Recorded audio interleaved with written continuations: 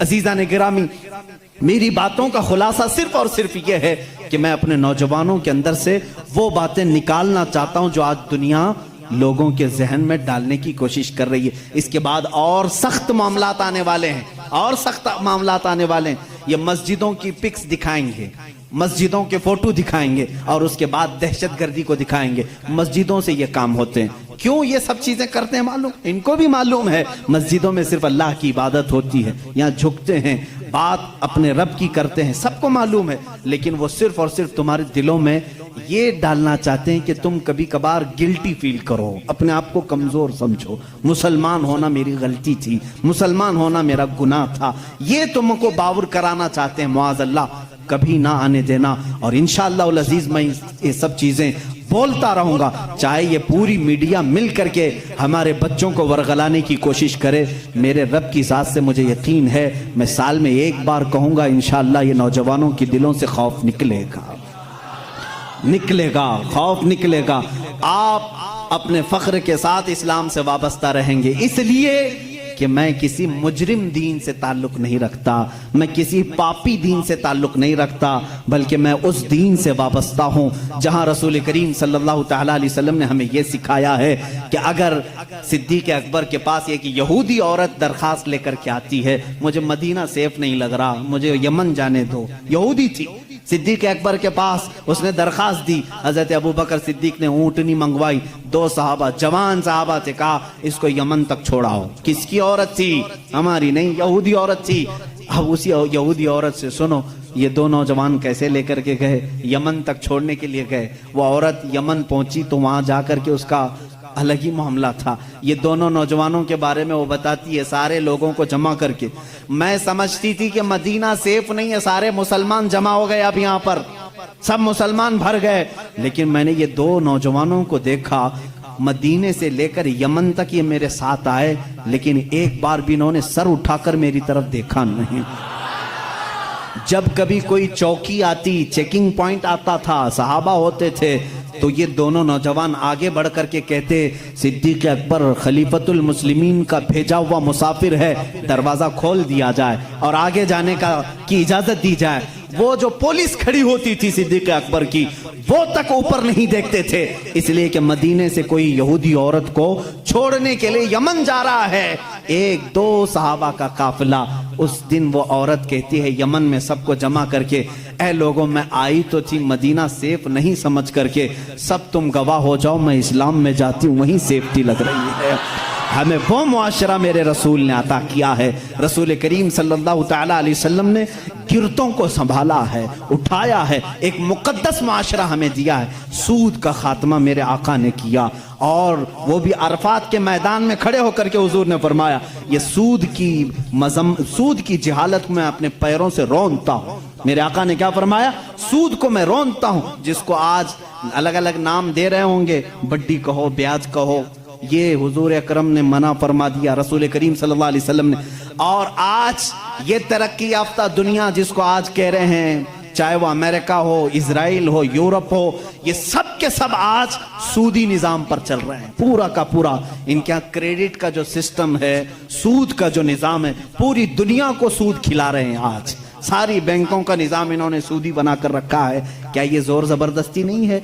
एक जरूरतमंद को पैसे देना और उसकी जमीन हड़प लेना, उससे ज्यादा मांग लेना। इस्लाम तो ये कहा है कि अगर किसी को कर्ज की जरूरत है तो बगैर 1 रुपया भी फायदा दिए उसे कर्ज दे सकते हो तो दो, ये इस्लाम है। बल्कि हजरत उमर के जमाने में एक ऐसा शख्स भी आ गया जो किसी से कर्जा लिया था, दे नहीं रहा था, उसने आकर के मुकदमा कर दिया हजरत उमर के पास, और वो रोने लगा, जो कर्जदार था वो रोने लगा, पैसे कुछ भी नहीं है।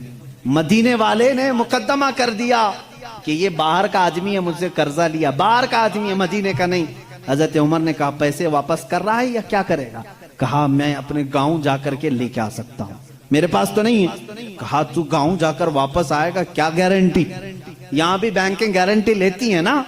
उमर फारूक रज़ियल्लाहु ताला ने पूछा कोई गारंटी है? कहा मुझे मदीने वाले कोई भी नहीं जानते। हाँ वो था मुसलमान या जो भी रहा हो, मजबूर था, मजलूम था, पैसे नहीं थे। पूछा मदीने वालों में से कोई इसकी गारंटी लेगा, कोई गारंटर बनेगा, जामिन बनेगा? तो कोई नहीं था। एक साहब ही उठे, हजरत अबू दरदा। कहा हजरत उमर से कि मैं इसकी गारंटी लेता हूं।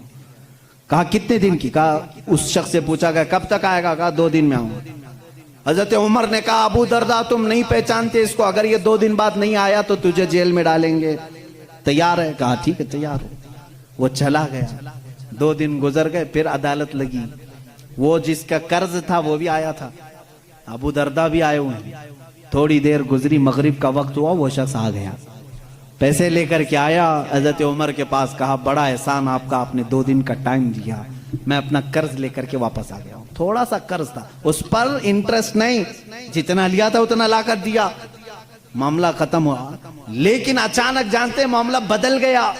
जिसका कर्ज था वो आया हजरत अमीरुल मोमिनीन के पास। कहा मैं माफ करता हूं, मुझे नहीं चाहिए पैसे इसके, इसको वापस दे दें, ये गरीब है, जरूरतमंद है, दे दें इसको।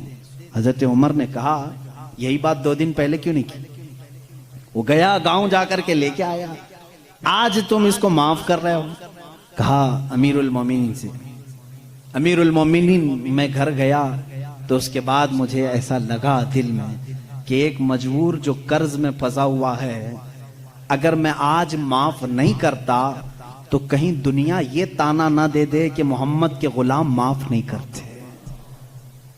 मैंने सिर्फ मेरे आका की तरफ तवज्जो की, इसलिए मैंने आज माफ कर दिया कि कोई उंगली मेरे रसूल की तरफ ना उठाए।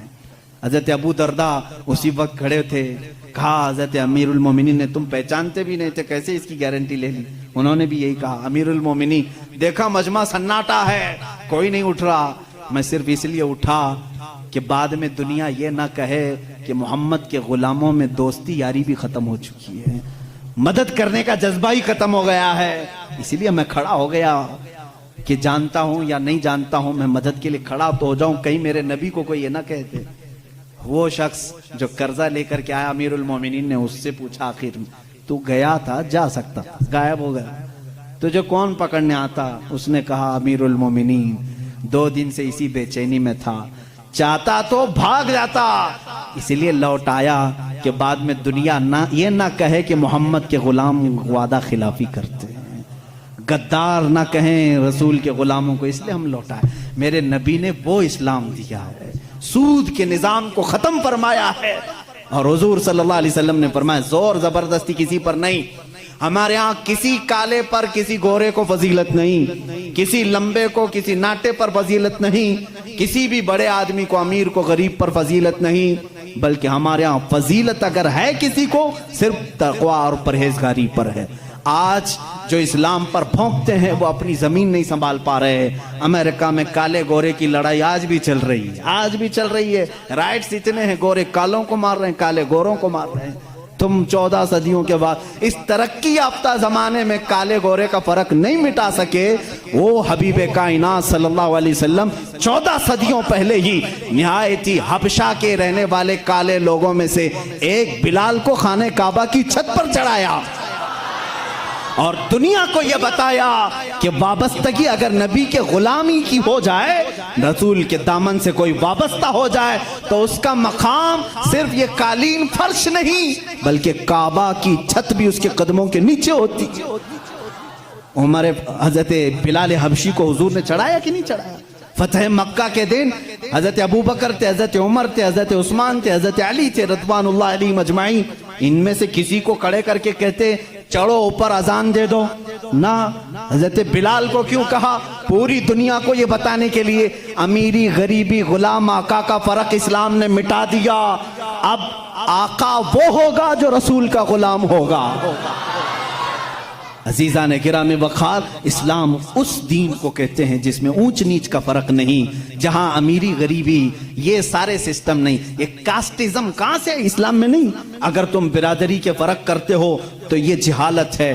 हमारे यहाँ इन तमाम चीज़ों की मजम्मत की गई है और ये इस्लाम पर भौंकने वाले लोगों से फिर मैं कहता हूँ जरा अपने दामन में झांक करके देख लो। आज भी तुम्हारे यहाँ मार तोड़ है, इस बिरादरी का आदमी इस बिरादरी से शादी नहीं कर सकता।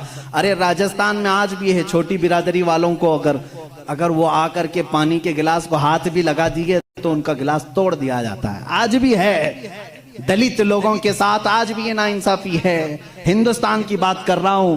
और इस्लाम उस दीन को कहते हैं जहां सब अमीर गरीब एक हो गए। इसीलिए शायर ने कहा था, शायर मशरिक ने, कि आ गया ऐन लड़ाई में गर वक्त नमाज। ये इस्लाम का फलसफा है। आखिरी में मैं समझा रहा हूं, इस्लाम की इक्वलिटी को, मसावत को तुम क्या समझ सकोगे। आज ये जो बराबरी के हुकूक की बात करते हैं, मैं इनसे कहता हूं जरा कभी किसी दलित को पंडित बना के दिखाओ, किसी दलित को, किसी SC ST को तुम अपने मंदिर का पुजारी बना के दिखाओ। नहीं, अब शगुन हो जाएगा, अब शगुन हो जाएगा। इसको तो हक नहीं, दलित को हक नहीं है कि वो धार्मिक चीजें, बल्कि उत्तर प्रदेश में एक ऐसे प्रोफेसर भी हैं, मैं जब दिल्ली गया था वहां पर उसके बेटे से मुलाकात हुई थी। उन्होंने कहा था वो उसके बाप संस्कृत कितने सालों से पढ़ रहे हैं और पढ़ा रहे हैं, लेकिन हमेशा गांव वाले मारते हैं कि संस्कृत जबान सिर्फ ब्राह्मण लोग पढ़ सकते हैं, तू दलित है। ये कास्टिज्म यहां पर भी चल रहा है। इसके खिलाफ क्यों नहीं कोई कानून लाते। मंदिरों में पुजारी और पंडित दलित बिरादरी के भी लोग होना चाहिए। ये मैं उनकी तरफ से आवाज उठा रहा हूं। लाओ, तुम आओ इधर, मस्जिद के मुसल्ले पर देखो।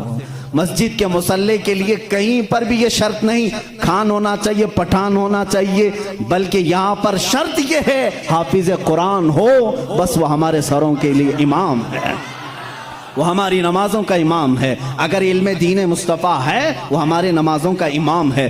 अगर वो तकवा व तहारत तजवीद को जानता है, वो हमारा इमाम है। शरीयत सिर्फ इतना कहती है ईमान हो, बाकी किसी भी बिरादरी का हो, ईमान हो किसी भी बिरादरी का हो, वो इमाम बन सकता है। मस्जिद के मुसल्ले पे भी चढ़ सकता है, मिंबर पे भी चढ़ सकता है, कुरान भी पकड़ सकता है, बल्कि तुम्हें फतवा देने की अथॉरिटी भी रखता है, फतवा देने की अथॉरिटी भी रखता है। जानते हैं हमारे कुछ मुफ्तियान कराम अभी माजी करीब में गुजरे हैं, आज अब भी एक बहुत बड़े फकीह मौजूद हैं, मैं नाम जिक्र नहीं करूंगा, बहुत बड़े फकीह हैं जिनकी ताजीम खुद मुर्शिद गिरामी हुजूर ताजुश शरिया फरमाया करते थे। वो आज भी मौजूद हैं, लेकिन वो एक पंडित के बेटे हैं, वो पंडित के बेटे हैं। शुरू में खुद उनकी घर के माहौल ऐसे थे, पूरे हिंदुआना रस्म रिवाज थे, लेकिन मुजाहिदे मिल्लत का काफिला आया था, वो ईमान लाए और दरसे निजामिया पढ़ा, आलिम बने, मुहद्दिस बने, फकी बने। आज उनकी पोजीशन ये है 60 मुफ्तियों के बीच में बैठ करके वो फतवा देते हैं। ये इस्लाम है, ये इस्लाम है। हम छोटी बिरादरी, बड़ी बिरादरी, ये बीच की बिरादरी नहीं। अगर ईमान है तो तू हमारे सर का ताज है।